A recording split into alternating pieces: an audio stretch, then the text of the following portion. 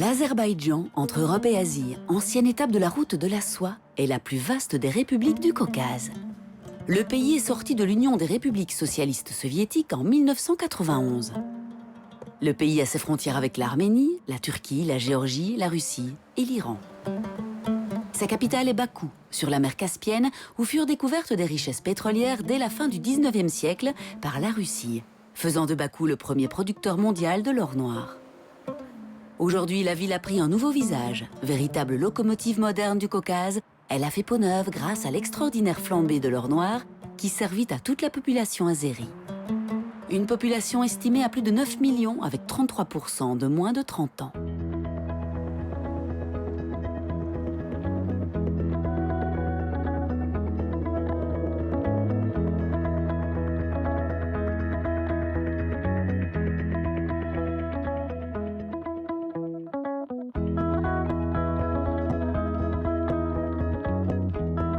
Dans le haut de la ville, un mémorial rappelle les années de répression russe et célèbre la mémoire des morts tombés pour libérer le pays en 1991.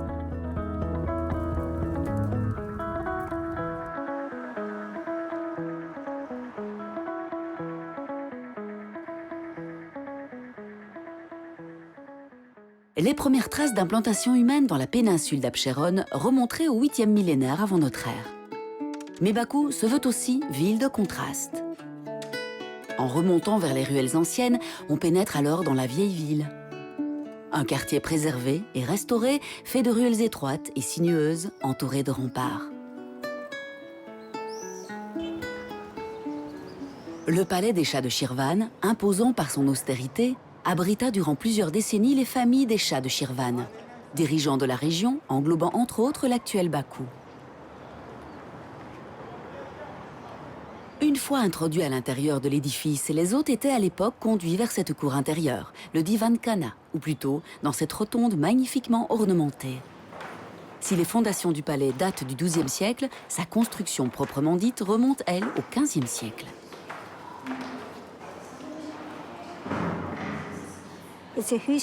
C'est un énorme complexe d'1 hectare en tout.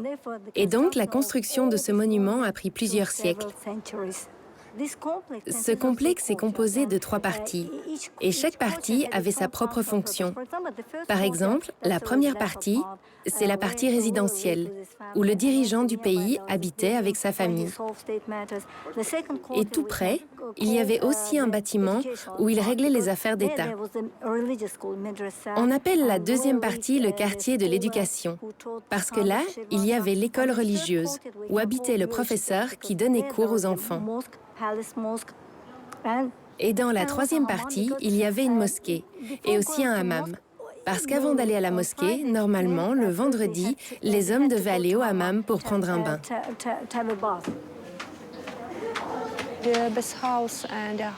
Le hammam dans cette maison était le plus grand du XVe siècle. Il a servi comme hammam public parce qu'il était le plus grand en haut de la forteresse. Il était divisé en petites sections avec des noms différents. Il y avait une section pour se déshabiller, une section pour se laver, un salon de beauté pour les femmes et selon nos traditions, le hammam était réservé aux femmes les jours pairs et aux hommes les jours impairs. Voilà pour le Bakou historique. Le Bakou d'aujourd'hui est aussi impressionnant. Profondément remanié dès le 19e siècle avec la découverte du pétrole dans les sous-sols azerbaïdjanais, Bakou se veut aujourd'hui une vitrine de cet élan. Le long de la façade maritime, les hôtels de luxe, centres commerciaux ou nombreux musées ponctuent une promenade devenue aujourd'hui le reflet des ambitions du pays. Inauguré en 2009, le musée d'art moderne, mené à bien par le peintre Altay Sadigzad, abrite plus de 800 travaux de jeunes peintres et sculpteurs azerbaïdjanais, travaillant essentiellement dans le style avant-gardiste.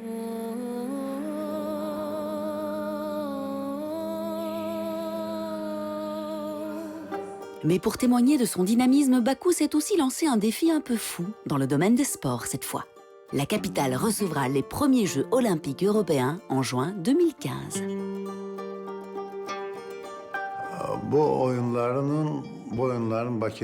Le fait d'accueillir ces Jeux est très important pour Bakou.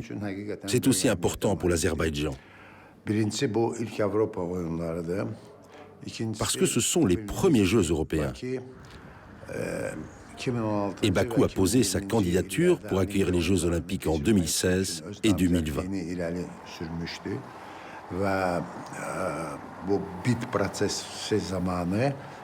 Pendant le vote, l'argument principal contre notre candidature était le fait que nous n'avions jamais organisé de Jeux complexes à Bakou.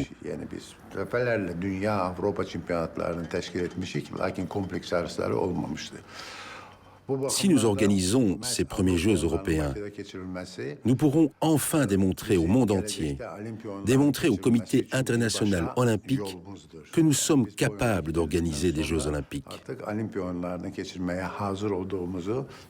Tout cela veut dire que ces Jeux sont très importants pour nous et pour notre pays.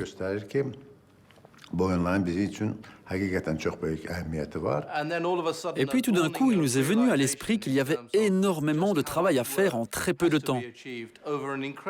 Parce qu'on a demandé à Bakou d'organiser cet événement dans un délai de seulement 30 mois. Tandis que normalement, une ville et un pays qui accueillent les Jeux olympiques ou les Jeux olympiques d'hiver ont une période de préparation de 7 ans.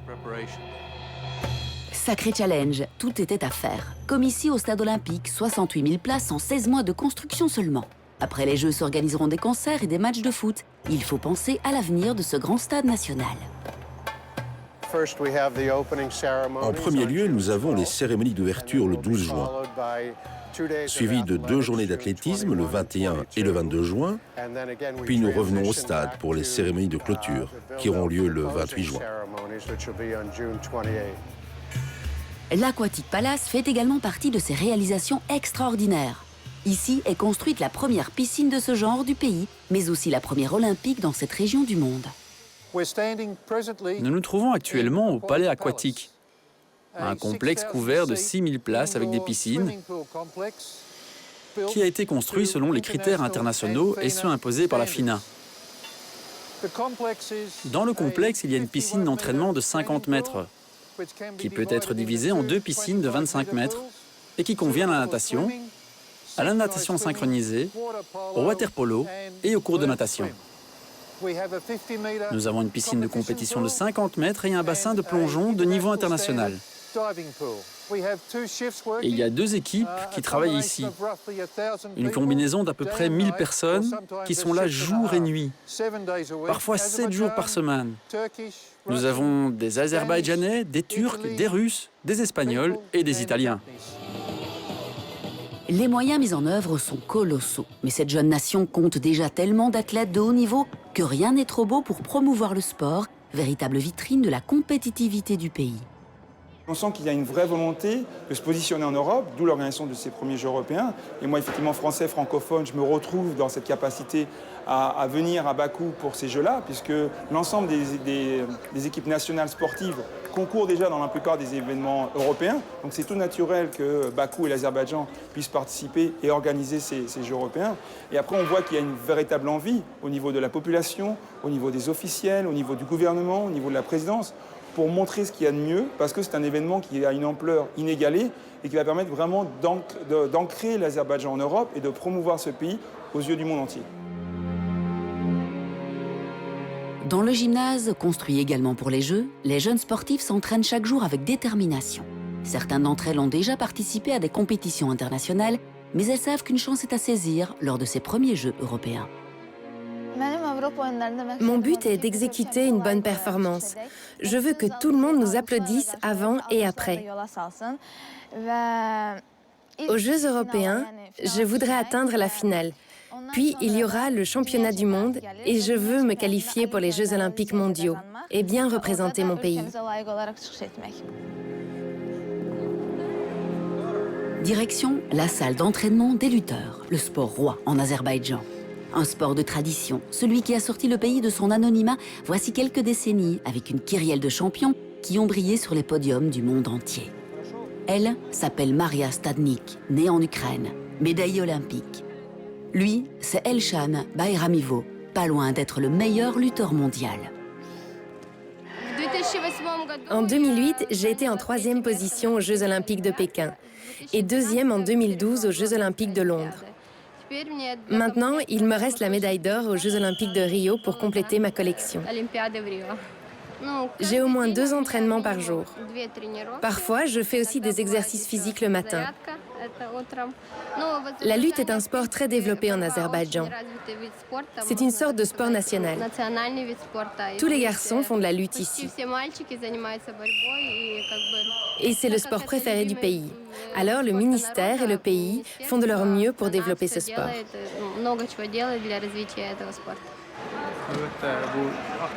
Ces Jeux ont lieu en Azerbaïdjan pour la première fois.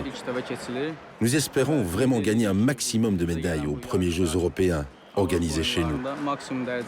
Et comme d'habitude, c'est la lutte qui se distinguera par le nombre de médailles gagnées. Ma première compétition importante était le Festival olympique de la jeunesse européenne qui a eu lieu aux Pays-Bas. Et là, j'ai été en première place. Puis j'ai établi le record européen et j'ai rétabli le record national pendant les essais olympiques de la jeunesse qui ont eu lieu à Bakou. J'ai aussi remporté la médaille de bronze aux Jeux olympiques d'été de la jeunesse à Nanning en Chine.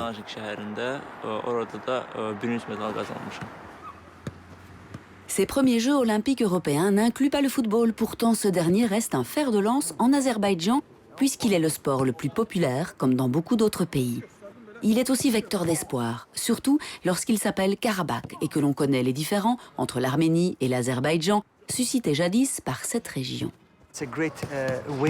C'est un excellent moyen de rassembler toutes les cultures du monde entier en Azerbaïdjan. Parce que l'Azerbaïdjan est un pays musulman et il ne se présente plus de la même façon. Il est intégré, il s'est intégré dans le monde, il ouvre ses bras au monde. Il dit « Venez, laissez-nous nous rencontrer, voir les capacités de l'autre par le sport, par l'action. Laissez-nous dialoguer. » Et je trouve beaucoup de sens dans tout cela. On s'est dit, si nous parrainons ce club, si le nom de Karabakh ne représente plus la défaite, la perte, mais la victoire, un endroit où on sent la joie d'exister, c'est bien. Parce que tout compte fait, nous, les êtres humains, on ne se définit pas par le territoire. On ne devient pas plus petit lorsque l'on perd le territoire et on ne grandit pas lorsque l'on gagne du territoire. Ce n'est pas la place qui nous définit, mais la place dans nos cœurs. Et nous voulions créer le club de foot de Karabakh pour nous réintégrer, pour apporter un message de paix à tous nos voisins, à l'Europe et au monde entier. Nous représentons ce pays pour donner de l'espoir et le sens d'exister, et surtout un bel avenir pour toute notre population. Pour découvrir l'Azerbaïdjan lorsque vous serez à Bakou pour ses premiers Jeux européens, il n'est pas inutile de pousser la porte d'un musée, celui du tapis. Réputés dans le monde entier, les tapis azéris sont cités dans de nombreux récits de voyage du Moyen-Âge et des siècles suivants. Directement issus de la tradition nomade d'Asie centrale, les tapis ont peu à peu pris un rôle décoratif. Le but de notre musée, c'est de créer un lien entre cette source d'histoire et la vie moderne. C'est pourquoi nous avons organisé plusieurs programmes. Notre exposition commence par l'évolution de l'art des tapis azerbaïdjanais. On appelle ces tapis les tapis Rosso. L'art des tapis azerbaïdjanais existe depuis 3000 ans et nous suivons la trace de cette histoire dans nos expositions. Cet art national est le patrimoine culturel le plus important de notre peuple. Et on peut suivre l'histoire de l'Azerbaïdjan dans ces tapis. Le tapis accompagne le peuple azerbaïdjanais depuis des milliers d'années. Et il a toujours donné à nos maisons du confort, de la beauté, du charme et de la chaleur. Cet art représente incontestablement une partie importante de notre histoire artistique.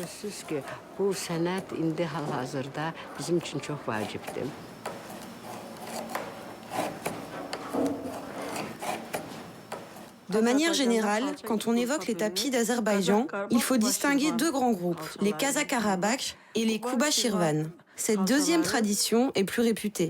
La qualité intrinsèque d'un tapis vient de plusieurs éléments. Sa souplesse, la densité de ses boucles, mais aussi l'harmonie des couleurs, le toucher ou encore la qualité de ses nœuds. Il existe donc des différences entre ces 2 régions, ces 2 écoles. Les tapis Kazakh-Karabakh sont moins finement tissés. Dans cette région, par exemple, on retrouve à peu près 38 nœuds par 10 cm tissés. Dans la tradition de Kuba Shirvan, vous aurez de 45 à 50 nœuds. Chaque tapis demande un temps de confection différent. Mais on peut dire qu'en général, pour obtenir 1 mètre carré de tapis, une personne travaillera près d'un mois.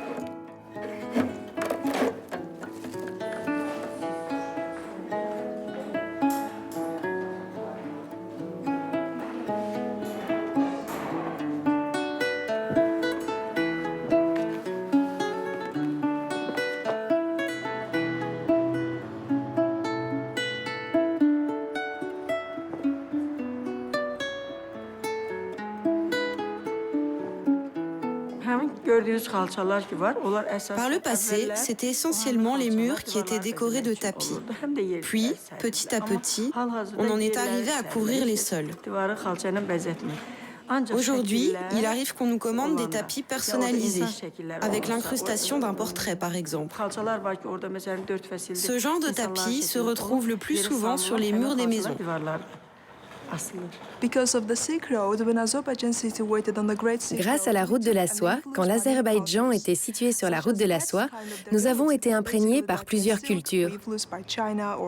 Par exemple, pour la soie, nous avons été influencés par la Chine, entre autres, mais ce n'est pas seulement le tissu, mais aussi du point de vue de la religion.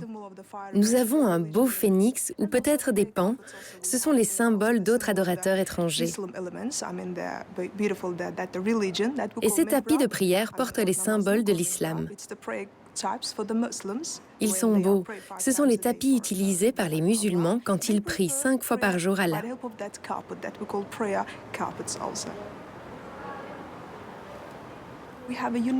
Nous avons une université qui se spécialise dans cette tradition de fabrication de tapis et qui recherche chaque motif, chaque école, chaque technique.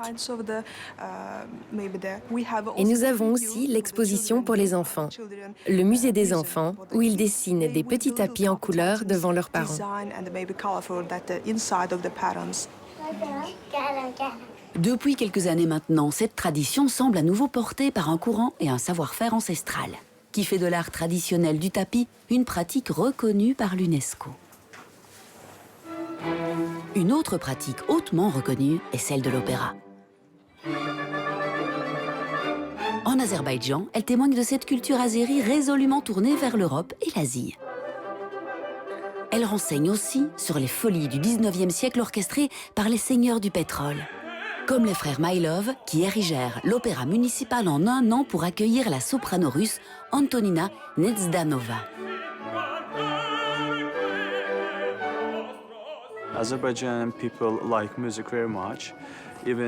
Les Azerbaïdjanais aiment beaucoup la musique. En fait, il s'agit d'une tradition de longue date. Les parents avaient l'habitude d'acheter un piano, un violon ou d'autres instruments de musique pour leurs enfants. En réalité, ils croyaient que c'était très important pour leurs enfants d'apprendre à jouer de la musique.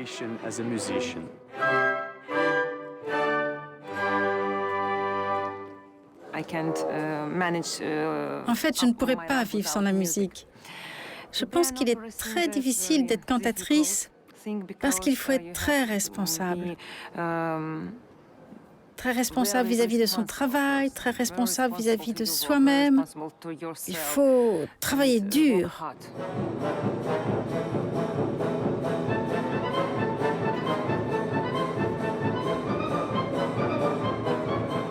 Ici ont été mis en scène des spectacles dramatiques, du ballet, des opérettes en azerbaïdjanais et en russe.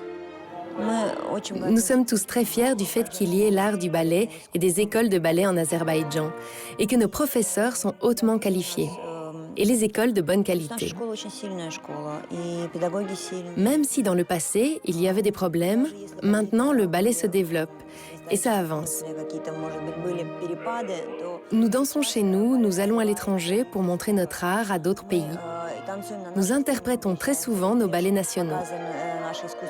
Ce sont des ballets accompagnés de la musique des compositeurs azerbaïdjanais et mis en scène par des chorégraphes azerbaïdjanais, entre autres.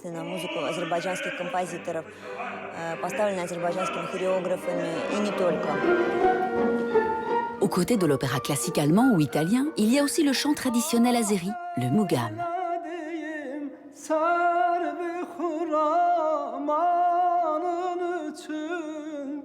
Mansoum Ibrahimov est chanteur de Mugham et professeur au conservatoire. Une véritable star, une icône populaire adulée par son public. Il y a 7 catégories principales de Mugham. Un maître donne cours de Mugham à son élève. Le Mugham est une philosophie et fait partie de notre vie. Il reflète toute l'histoire des Azerbaïdjanais. Il y a beaucoup d'œuvres basées sur le Mugham. Par exemple, notre compositeur de génie, Uzeyir Algibeyov, a composé l'opéra Leyli et Majnoun en 1908 à l'âge de 22 ans. Il consiste en un mélange de Mugham et de musique classique européenne. Et le scénario vient du poème Leyli et Majnoun, écrit par notre poète classique, Mohammad Fouzouli. Uzeyir Algibeyov a composé une très belle œuvre, et on peut dire que l'histoire d'amour en Europe est Roméo et Juliette, et Leyli et Majnoun est l'histoire d'amour à l'Orient.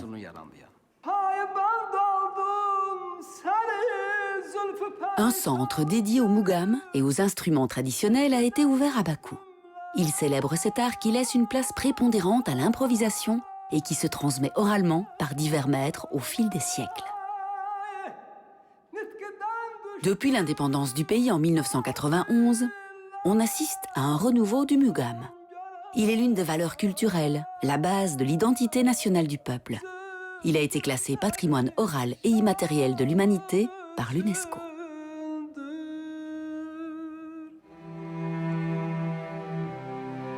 Si l'Azerbaïdjan est une terre riche et intéressante, c'est que le pays fut de tout temps à la croisée des routes et des mondes. Tout cela se ressent dans sa mentalité, sa philosophie, sa musique ou son art.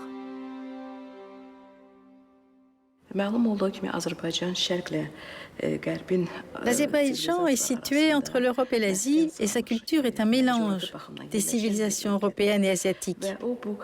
Elle reflète ces deux civilisations et ces deux cultures.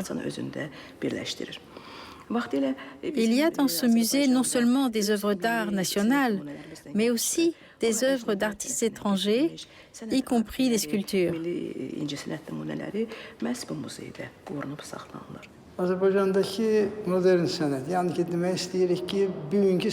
L'art moderne, c'est-à-dire l'art de nos jours, est de bonne qualité et est très intéressant en Azerbaïdjan maintenant, parce que nous avons des jeunes talentueux qui étudient l'art et qui créent de très belles œuvres.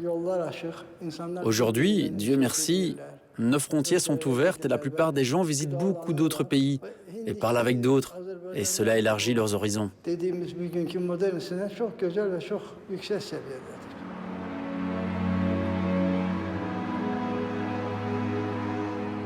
Sur 9 hectares de parc, des formes ondoyantes donnent le dernier trait d'un visage futuriste à la capitale Bakou.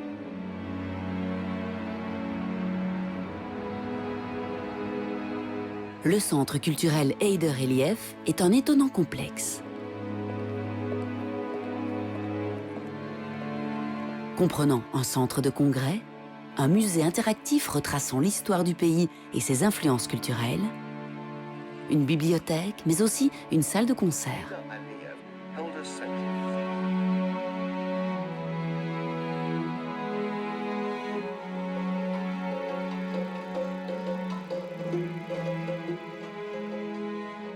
Un lieu d'une grande beauté qui donne encore plus d'ampleur aux prochains Jeux européens.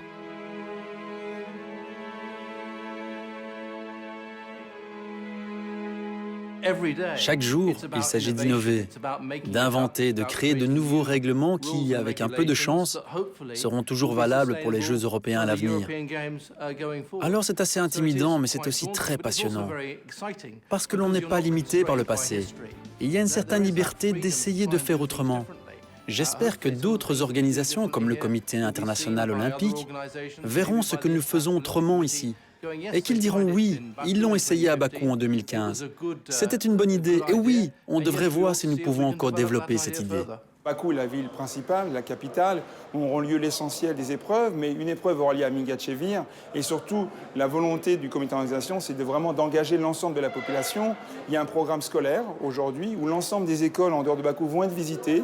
On va avoir connaissance des jeux, parce que l'idée, c'est qu'ils puissent venir assister aux épreuves, parce que de soutenir leurs équipes nationales, de découvrir de nouveaux sports, de pouvoir également découvrir de nouveaux athlètes, et également un programme de la torche qui va débuter ce printemps, qui va circuler dans l'ensemble du pays, dans l'ensemble des villes, pour essayer de promouvoir et de valoriser cet événement aux yeux de tous les Azerbaïdjanais, parce que c'est important que l'ensemble de la population soit fière d'organiser ces premiers Jeux européens à Bakou.